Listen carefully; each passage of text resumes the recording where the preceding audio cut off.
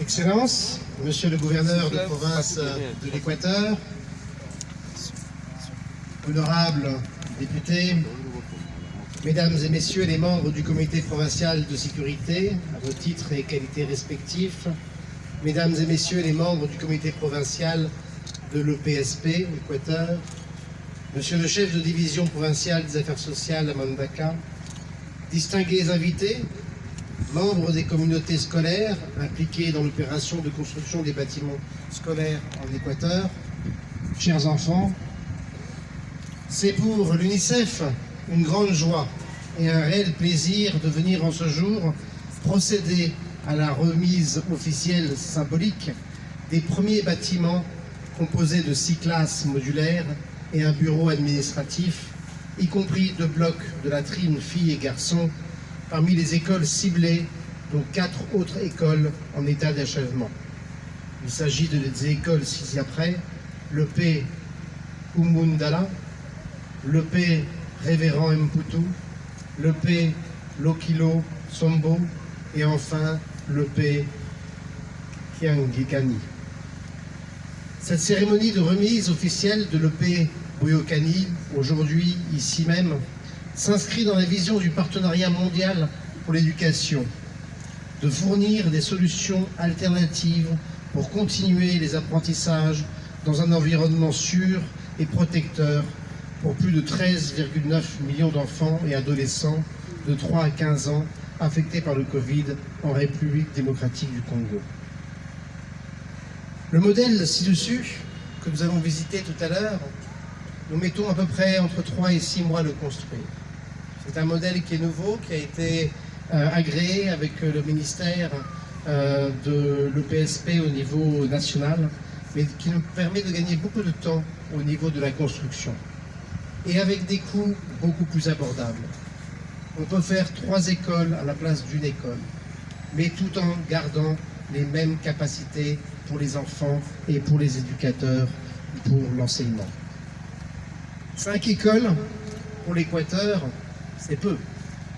C'est un début, mais c'est peu.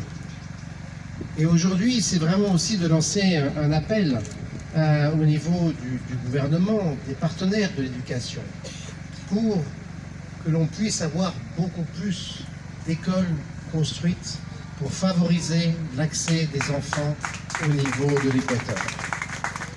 Nous devrions en avoir plus de 100 en construction. Donc 5, c'est bien, mais c'est un début. Et il faut vraiment qu'ensemble, on puisse travailler pour trouver une solution de partenariat pour avoir un nombre bien plus important.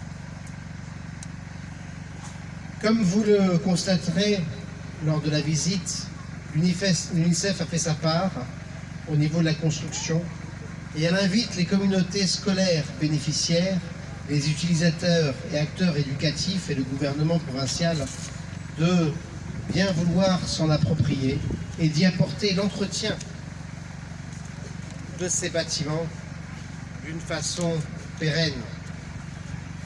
Cela se traduit par l'affectation d'un personnel enseignant par les gestionnaires dans ces écoles, la base de mérite de chaque performance.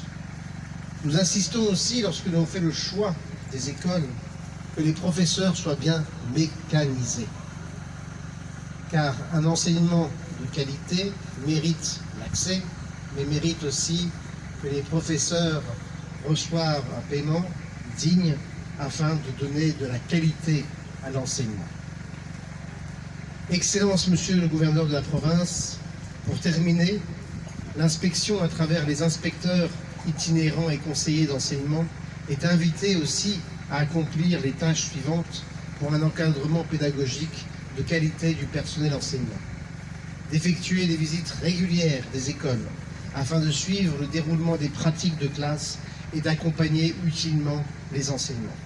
De produire régulièrement les rapports des visites de classe et d'école et de les transmettre à temps à la hiérarchie, d'appuyer la formation continue des enseignants, de s'assurer de la présence et de l'utilisation effective des manuels et du matériel didactique dans les classes. Je pense que nous tous ici présents souhaiterions que l'on voit à ma droite, à votre gauche, soit vraiment le passé et que le futur permette un meilleur accès aux enfants du pays pour un bien meilleur futur du Congo. Que vive le partenariat RDC-UNICEF, que vive l'enfant congolais de la province de l'Équateur. Je vous remercie.